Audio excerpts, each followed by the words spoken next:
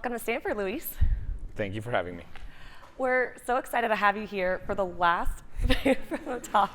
Some of my executive team is just sitting there. Okay. Well, we're excited to have them all here too. We're so excited to have you here for the last view from the top of the year. And it's a small world because Duolingo's CFO, who's also here in the audience today, used to sit in my chair as a former view from the top interviewer. It's right there. He's right there. Luis, we have a lot that we want to get through. But before we go any further, do you mind providing a verification code for us? Oh, man. Can I tell you that it's really, really annoying when I fail them? Okay, then we'll let you slip by with this one, and we won't make you do it, just in case. Luis, it feels like from the start you were wired to be curious. You taught yourself to code at the age of 8, and by 13 you knew you wanted to be a professor of computer science. What drew you in so early, and how did your environment shape that? Well, I learned how to code because of necessity. I was 8 years old, and I wanted a Nintendo. And my mother bought me a computer instead. And so I had to figure out how to use it. At the time, it was a lot. This is like the 80s, so the computers were a lot harder to use. So I had to figure out how to use it. And then I, at some point, realized that you could actually get games for the computer, but those cost money.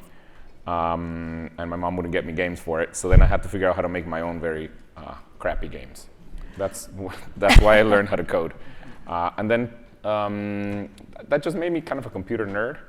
And then at some point, for some reason, I decided I wanted to become a professor.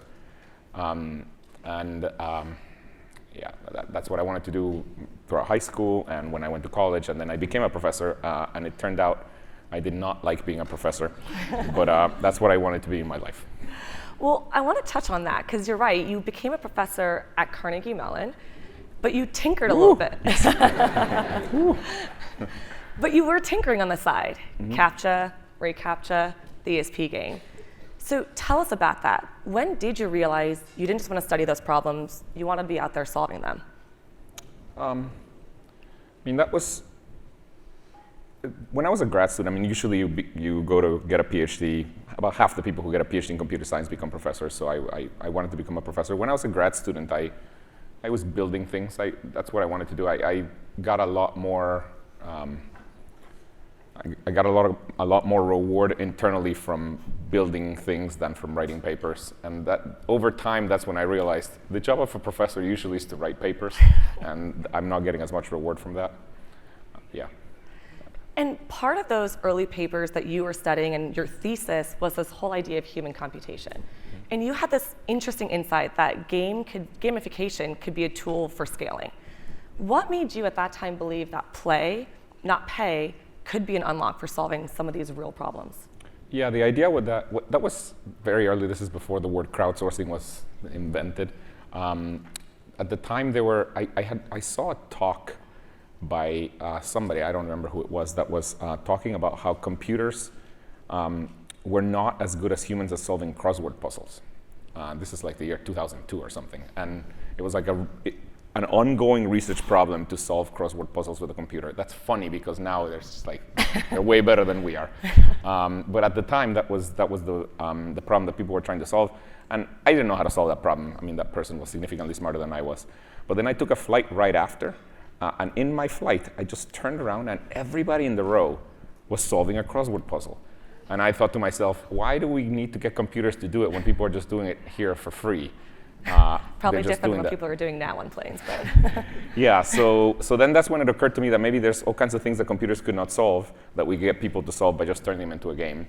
And so I started doing that. I started making games. This was, again, 2003 to 2004. I started making games that could get people to solve problems that computers could not solve. So for example, again, another problem that back then was unsolvable by computers, giving it an image and asking the computer what's in the image. That was a very difficult problem for computers in 2004.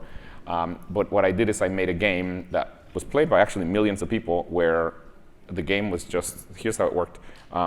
You went to this website and you got randomly paired with another person, just completely random. And you knew that you were paired with another person. You knew nothing about them, and the only thing you knew is that you could both see the same image, and now you're told type whatever the other person's typing, and then when you both type the same word, you got points. That was the game.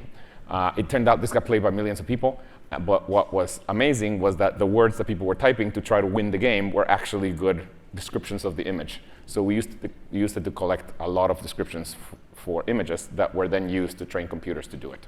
That was the idea. It's basically tricking people into giving us data. And what eventually happened with that game that you created? That game actually got sold to Google, and it was then renamed. I called it the ESP game because it was an extrasensory perception. I thought that was a good name. Then Google bought it, and they called it the amazing name of the Google Image Labeler. Much less fun. But yes, it actually helped with all kinds of things with image search. Well, Luis, this was just one of the various creations you had at that time. And eventually you also had tenure at Carnegie Mellon. You were pretty set, a lot of us would say. So why were you so hungry to build something new with Duolingo? A couple of reasons. I really wanted to do something related to education. I've always wanted to do something related to education. The other thing is I had a PhD student named Severin who needed a PhD thesis. And so we started coming up with things that he was going to work on and that we were going to work on together. And then we quickly realized a few things. We realized that we both liked education. Good. Then I told him if we're going to do something related to education, I want it to be accessible to everyone.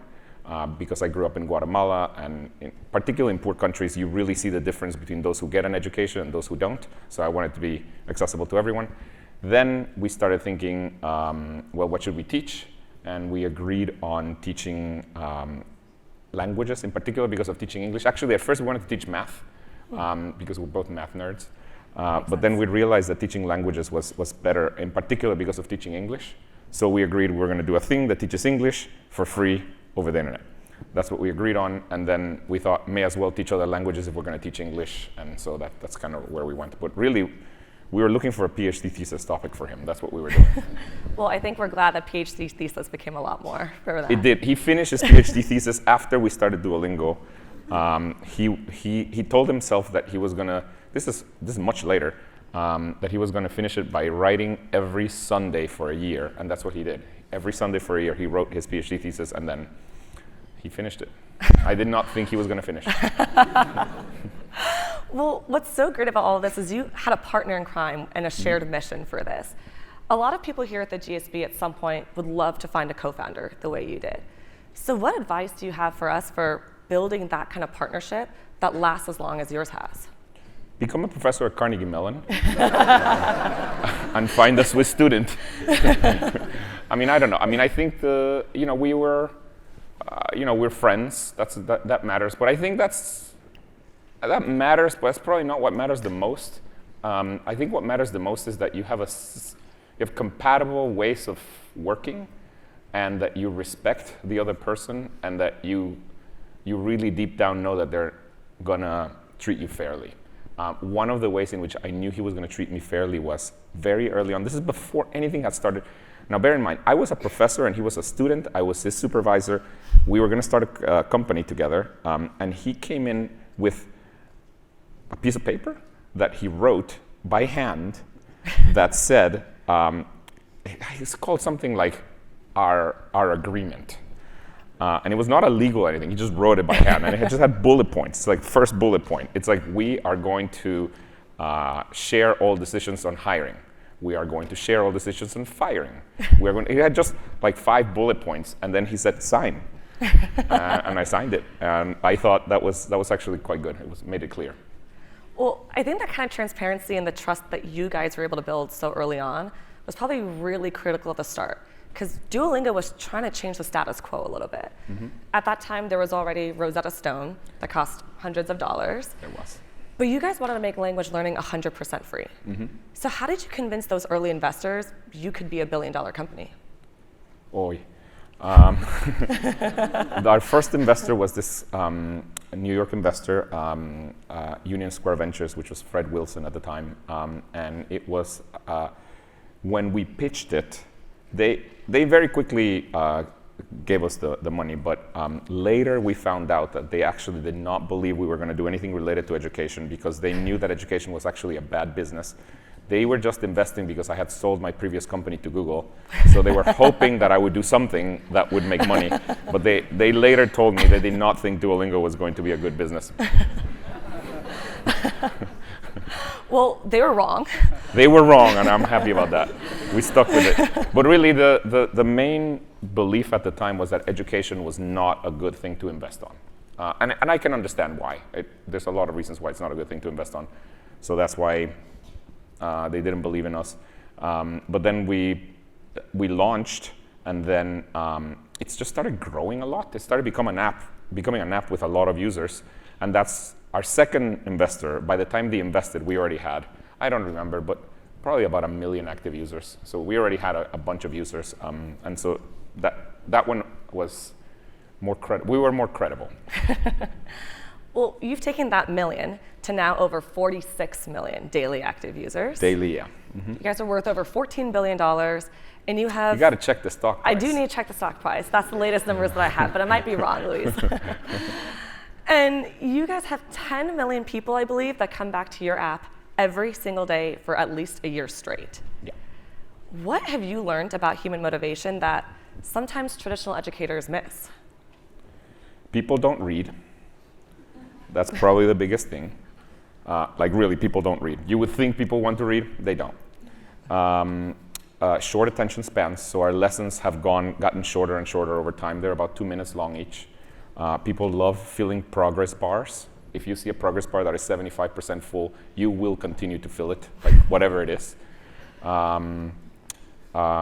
Competition and cooperation, we have that both in the app. So we have competition, we have these leaderboards. I've learned about leaderboards. By the way, leaderboards were this really interesting thing. I've learned about leaderboards that leaderboards with your friends are really not very good. We first thought that we should have a leaderboard with your friends. They're not good. Depend maybe for other stuff, but for us, it's just rare that your friends are equally committed as you are. It is much better to have a leaderboard with strangers that are equally committed as you are. Sure. So we learned that.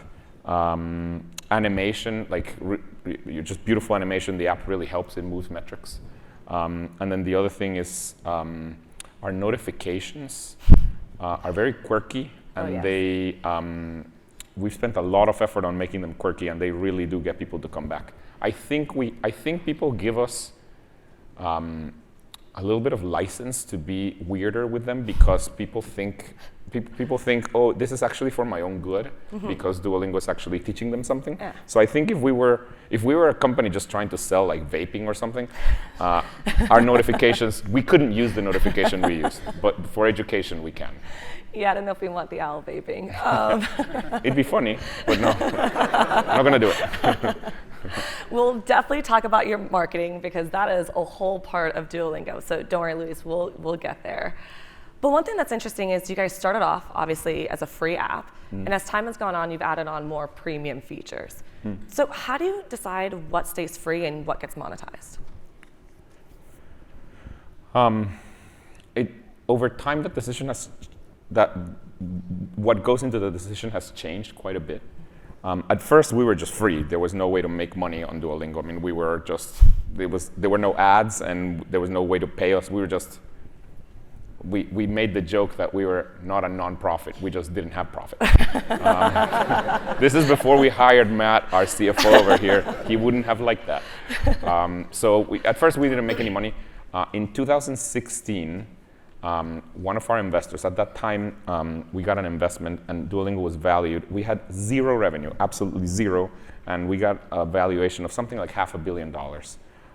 And that investor showed up, this is an investor based in San Francisco, flew to Pittsburgh, where we're based in Pittsburgh, Pennsylvania, just to tell me that we needed to make money. This is after she closed the investment. She went there. She knew this was not going to be that easy, so she took me to a bar, got me drunk, and then said, you have to make money. So we started trying to figure out how to make money, and it was this amazing thing. I had never seen anything like this. Nobody in the company wanted to make money. We had hired a bunch of people who were like communists or something. Nobody wanted to make money because everybody who came to work for Duolingo came for the mission. They were like, okay, It's about free education. So when I stood in front of the whole company, which at the time is not that big, it was maybe 100 to 150 people, and I said to everyone that we needed to make money, nobody wanted to do it. And people started asking questions like, why? And then my answer was, well, how do you think I'm going to pay your salary? And then they rightly would say, I don't know, but you've been paying our salary. So anyways, eventually it took 6 months for people to be okay with making money. What we came up with was this freemium model, where the idea is that you can learn as much as you want for free without ever having to pay us. But if you don't pay us, you have to see an ad at the end of a lesson. And if you want to get rid of the ads, you can pay us. Sure. So we came up with this model. One thing that I like about the model, by the way, is that it's a small form of wealth redistribution, because what ends up happening is that, remember, we're communists. What ends up happening is that the people who pay are usually the wealthier people. Sure. They usually are from wealthier countries, they have a stable job. And the people who don't pay are usually from poor countries, so they may not have a stable job. Mm-hmm. And so what I like is basically the rich people are paying for the education for everyone, so I like that. And then what goes into the features, we just A/B test a lot into what goes into the subscription and what doesn't. My sense is that the users would like everything to be free, the investors would like everything to be paid, and our employees would like everything to be free but also be millionaires. So you have to manage all of that. Correct me if I'm wrong, Matt. No? Yes.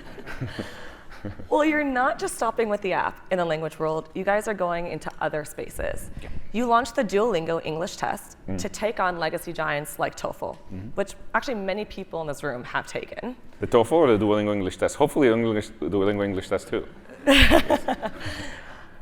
And with that, you're redefining language proficiency. Can you tell us what that means and what it takes to basically build a new universal standard? Yeah, so we have this test called the Duolingo English test. The idea is to compete with the TOEFL and the IELTS and these standard English proficiency test.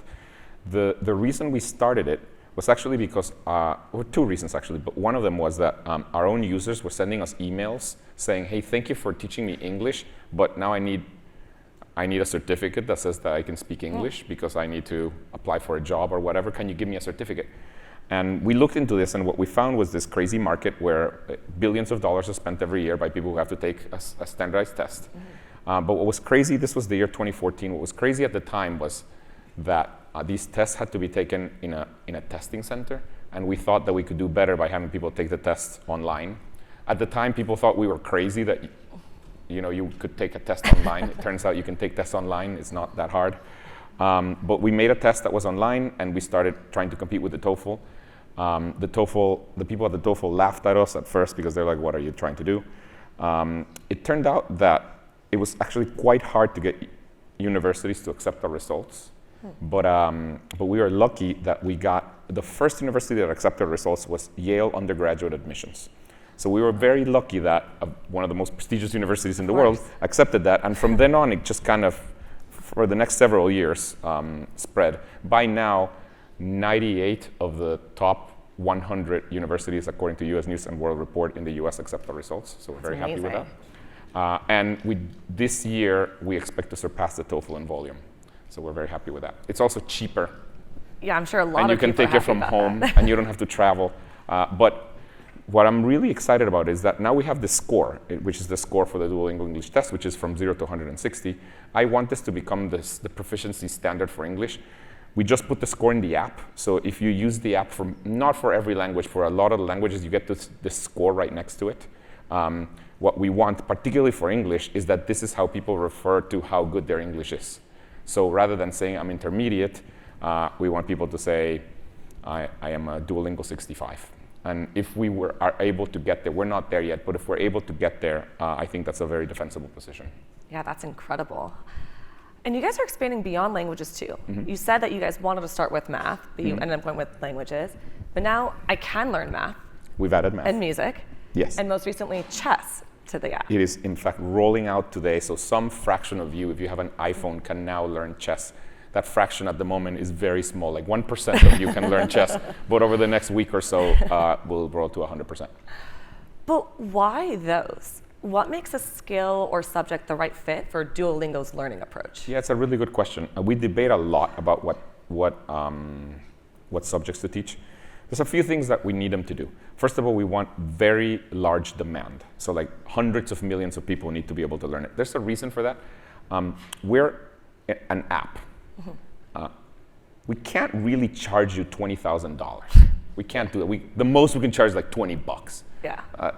So in order for this to be a good business, for a new subject to be a good business, because we can only charge you $20 and we're also freemium, so not everyone pays, it has to really have this very large demand.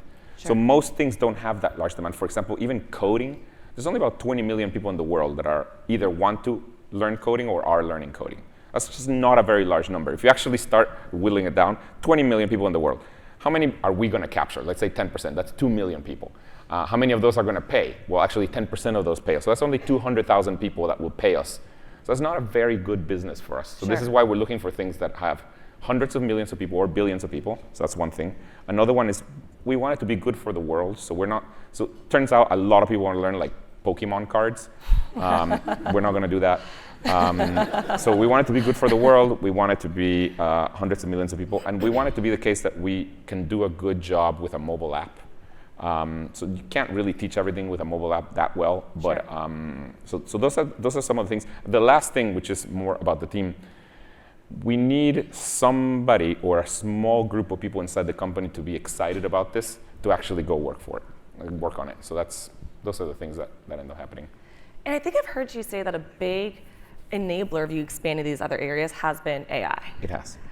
And it's been so exciting watching the company lean into that new era with your product strategy. We are going even further.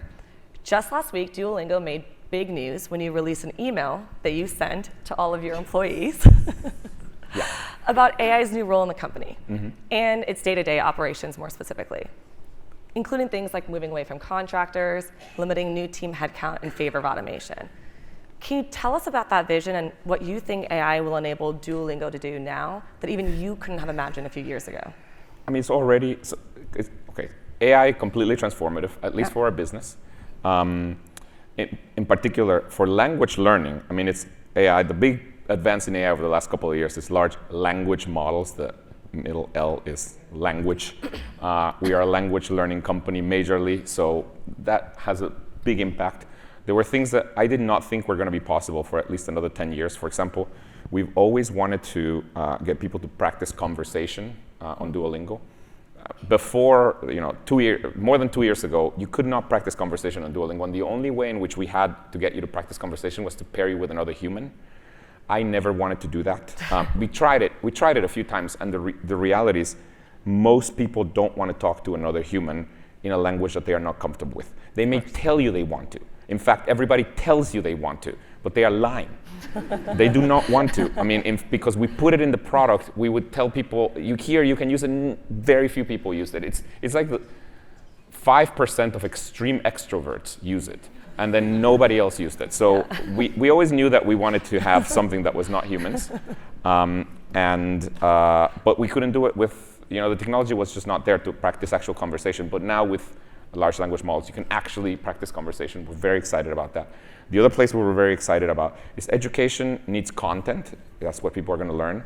It turns out we can generate content really fast, really high quality, and iterate a lot on it with AI. So all our new subjects, the content is generated now with computers. Chess. The chess course, which we are launching literally this week, we started working on it 8 months ago. There was zero work on it before 8 months ago. So we started working on it 8 months ago. It got started by 2 people, neither of whom knew how to code, and neither of whom knew how to play chess. I'm actually not kidding about this. And they got a course done. Now, of course, after they prototyped and everything, after a while, about 4 months ago, we started putting engineers in there so that they could make it all, productionize it. But they really did spend about, call it 4 or 5 months, just the 2 of them, prototyping until we had a course that looks just like the one now, made by them. And so that's the amazing thing about AI. This was done by non-engineers who didn't know chess. I mean, it's amazing hearing how it's like basically helping you guys push new frontiers. Yeah. But Luis, there are cultural implications of it. Duolingo is known to be quirky, mission-driven, deeply human. Do you see any risk of that changing as AI takes a bigger role in the company? I don't think so. I mean, for example, last week I did, when I sent my email to the whole company, there were negative reactions, not inside the company, but outside. There were negative reactions, and of course it got spun into Duolingo's firing all its employees and just hiring robots somehow. That is not what we're doing. We're not laying anybody off. That's not what we're doing at all.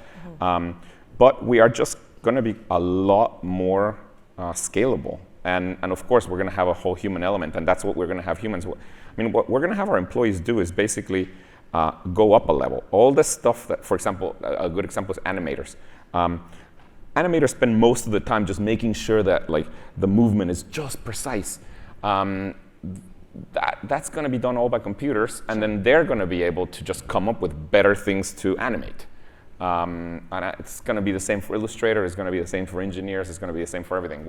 I think we're just going to bring everybody up a level so that they can spend their time on the more creative tasks rather than these repetitive things. So I'm very excited about it. And no, we're not laying off anybody. And a lot of maintaining that kind of culture integrity that you're talking about really starts at the top with you. So I want to make sure we spend some time to hear about your leadership and hear some of the lessons you've picked up along the way. As you've evolved from inventor of a product to now CEO of a public company, what's changed in how you lead? For the first 50 employees of Duolingo, I was a micromanager. And I actually claim that was not that bad. I think if you're starting a company, you should be a micromanager up until about employee 30. I took it too far. I went to about 50. I no longer micromanage, not because I don't want to, but because I can't. It is just not possible to micromanage that many people. So I've learned not to do that. I've learned to delegate. And I think at this point, I also have learned that most of my job is culture carrier, mascot, and just making some of the kind of tough philosophical decisions. The other thing that I've learned, this took me many years to learn. The things that I'm good at or that give me positive energy, I should spend my time on that. And the things that I'm not good at or don't give me positive energy, just don't do those things. Yeah. So good example, 2 of my executive team are sitting here, head of people and head of finance. I am neither good at those things, nor do I get energy from them. So they have all the freedom in the world, but our poor head of product does not have a lot of freedom. Matt laughs because it's true. And so what I'm hearing is it's really about the people that you're putting around you and you're building up. So I want to ask about that. How do you think about who to bring in or who not to as you scale Duolingo and help the company continue to grow? This is really one of the most important things you can do if you're building a company, making sure that you bring the right people. Obviously, we try to really bring people who are very good at whatever their function is. So if they're engineers, we try to look for really good engineers. So that's kind of table stakes. Sure, you do that. We also want to have a real good culture. One of the rules, at the moment, we've changed that because we changed it. Not the spirit of the rule, but we changed the actual rule. For many years, we had this rule that was, if you're trying to fill a role in the organization, it's usually because you have a hole in the organization that you're trying to fill. The rule that we had is it's better to have a hole than an a-hole. That was an internal rule. We still have that, but let me tell you, we actually really, really lived by it. The best example that we had was when we were searching for a CFO, which is Matt's job. This is before Matt showed up. We were searching for a CFO. It took us 1.5 years to find a CFO. It's a very long time. In that time, after about 1 year of searching, now bear in mind, I had the board breathing down my neck, just saying, you have to find a CFO, etc. So about 1 year had passed. We were looking for one, and we interviewed a person that everything looked good. Passed the interview. The resume was excellent. They came from a fancy company. It was good. This is the person. I was like, we're going to hire this person. It turned out during the hiring meeting, it came out that this person was not very nice to a couple of people. One, his driver who picked him up at the airport. He was not nice to that person. And then another person who was a very junior employee. And then we didn't hire him. This, by the way, broke my heart because I was like, no! But we really lived by this rule, and I think it has created a really good culture that, toxic people at Duolingo either are not there or don't last long or repress it.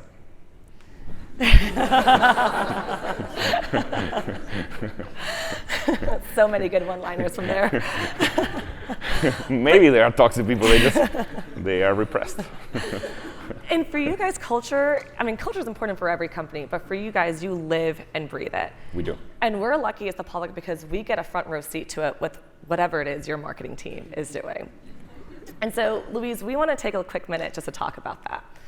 For those of you who are not as familiar with Duolingo, if you're users of the app, you'll probably get incessant reminders and notifications. They're not that incessant. No, not at all. And if you're not on time, they can get a little angry. They have an unhinged TikTok from giving ladies advice for the club, keeping up with pop culture, and even making celebrity appearances at Coachella, which is funny because I actually saw them when I was there a few weekends ago. You were at Coachella and you saw them? And they were having a lot of fun. Yeah, they were having a great time. Yeah. This is what we pay our marketing people to do, to go to Coachella. So if you need a job at marketing at Duolingo, let me tell you. And probably the most viral is you guys even faked killed your owl. We did not. Look, we can't control what that guy does. He faked his death. Can't control him. Luis, this is not normal corporate behavior. How did chaos become your brand, and why does it just work so well? I wouldn't say our brand is chaos, okay? We call it wholesome unhinged. This took many years. It's not like we knew from day one that this was going to be like that. The first thing that happened was we had a mascot. We decided to have a mascot. We just thought that an education thing should have a mascot. I don't know. We just thought that. No great reason for that. Then after we had a mascot, we made the mascot our app icon. So if you've seen our app icon, it's a blown up face of our owl. So we did that. What that does is it makes it so that all the notifications that you get on the phone look like they're coming from the mascot because every notification has the app icon in it. Mm-hmm. So it looks like your notification. So that gave the mascot a voice. But we didn't really understand that we were giving the mascot a voice. We were just like, well, it's a notification, so we're going to write it down. So that gave it a voice. Then over time, we just tried A/B tested different notifications. At some point, it occurred to me that here's what was happening. We were sending notifications, for you to come back. If you ignore us and don't come back, we send you another notification the next day. And if you ignore us and don't come back, we send you another notification the next day. But after 5 days, we stop because we're nice. But after 5 days, it occurred to me, and this was, I wasn't really trying to come up with anything to get people to come back. It occurred to me that on the 5th day, we should tell people that we're stopping because we're nice. So we changed the 5th day copy of the notification to say something like, these reminders don't seem to be working. We're going to stop sending them for now. I've gotten a few of those. Yes. I did not realize how powerful that is to get people to come back because people feel like we're giving up on them. So it's like your parent being like, I'm giving up on you. And it really gets a lot of people to come back. So that was extremely passive aggressive. That's not how we wrote it, but it came out that way. And I went back every time. Yeah. Yes, yeah. No, so it works. And then what that did is the internet started coming up with memes about, how passive aggressive our owl was. And then they started coming up with more memes about how the owl was willing to go through any kind of psychological terror towards you to get you to come back. And then the internet came up with the fact that then the owl's willing to go to anything to get you to come back, including kidnapping your family. And so all these memes that started coming up. But this was not us.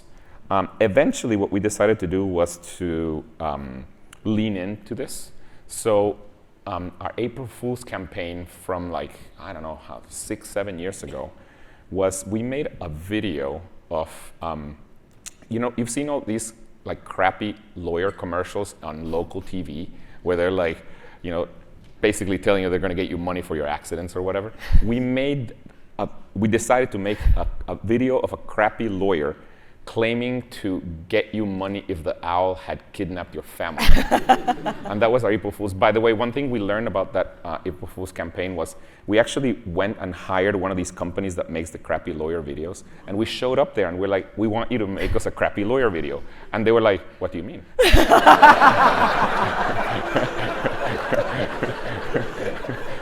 I am not kidding. They were like, we make great videos. We're like, oh, okay.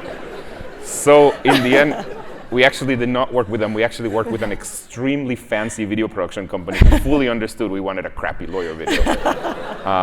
But anyways, that's kind of our first thing. We leaned into that, and then we just started leaning in more and more.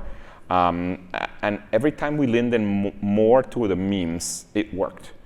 The other thing that happened, so that was kind of one thing. The other thing that happened was our head of marketing at the time told me, hey, I need you to let me hire a few people that are very young, straight out of college, because I just think they have ideas that we older people don't have. And I'm like, sure, you do that. And then she brought up the resumes of a couple of people that she wanted to hire. And I looked at the resumes, and I was like, absolutely not. These were not like the other resumes at Duolingo. Most resumes at Duolingo look like all of you. Like they super fancy school, perfect GPA, etc. These resumes, not like that. But anyways, I trusted her, and I said, sure, I'll let you hire them. And she did. She hired these two people. And one of them, it at some point pitched to me, I was in the pitch, that they wanted to start a TikTok account. And I'm like, why?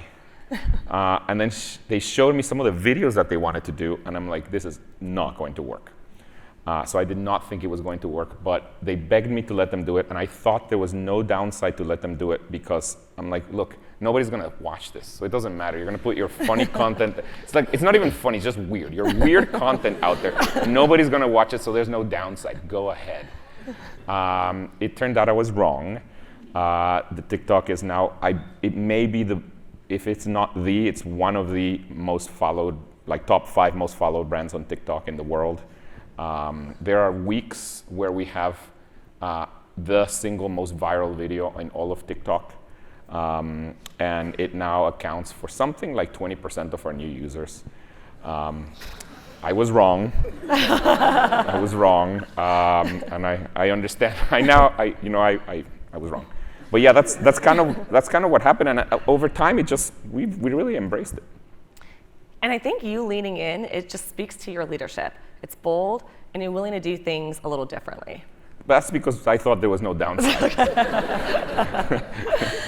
An interesting thing that I've heard from your team that you like to say is that from time to time, every leader has to be unreasonable to move things forward. So when have you been unreasonable at Duolingo? Wow, they told you that?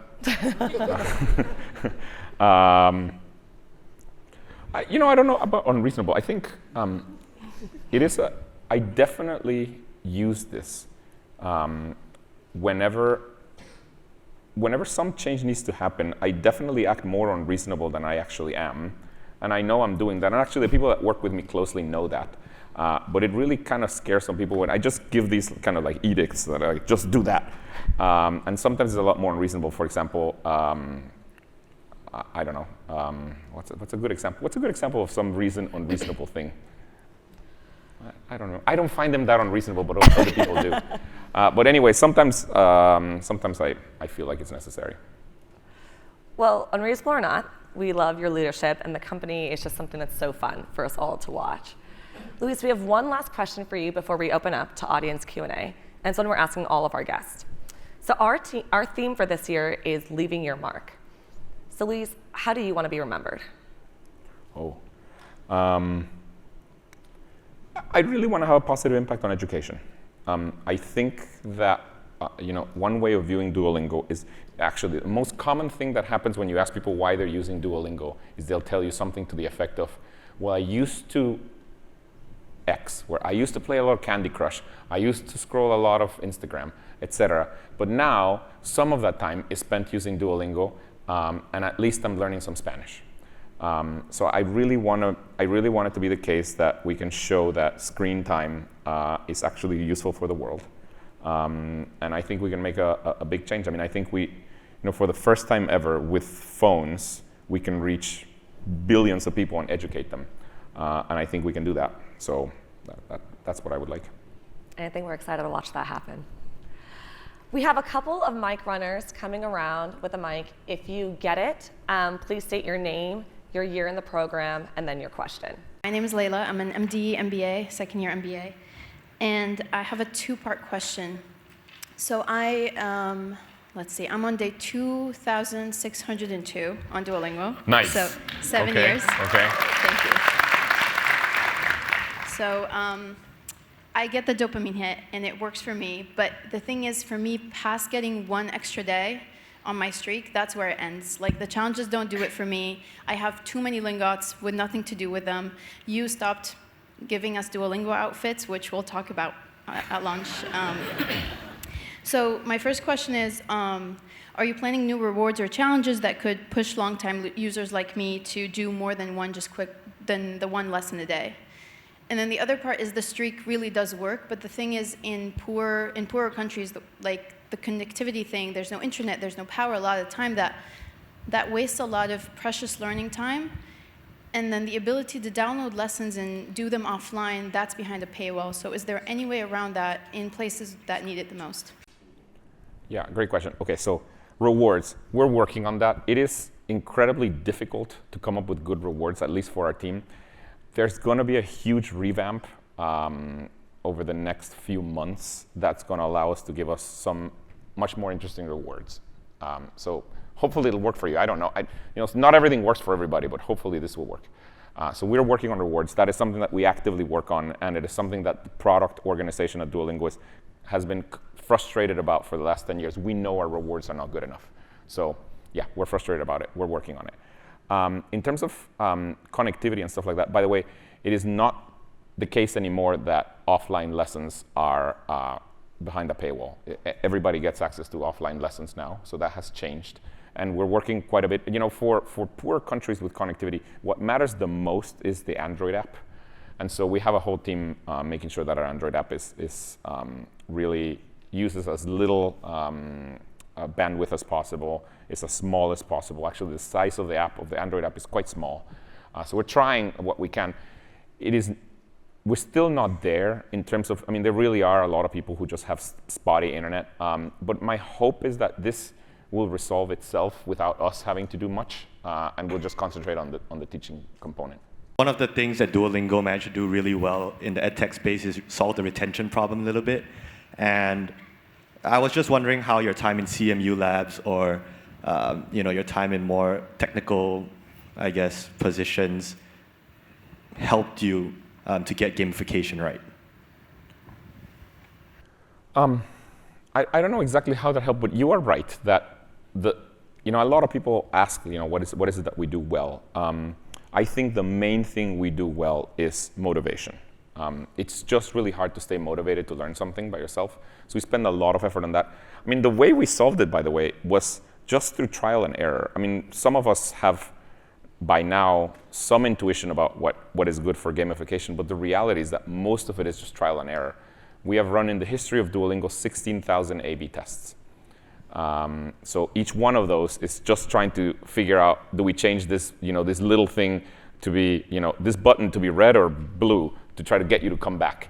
And so the combination of 16,000 A/B tests has made it so that our retention is actually outstanding. At this point, our user engagement is starting to get comparable to social networks. It's not there yet, but it's starting to. And so we're very proud of that. If you could go back in time to when you first started building out Duolingo, what would be the one thing that you would change about how you initially approached building out the company? Oh, very easy. I know that because I've regretted it so much. We spent the first, call it 5 or 6 years on Duolingo absolutely not monetizing. We should have monetized after year 3.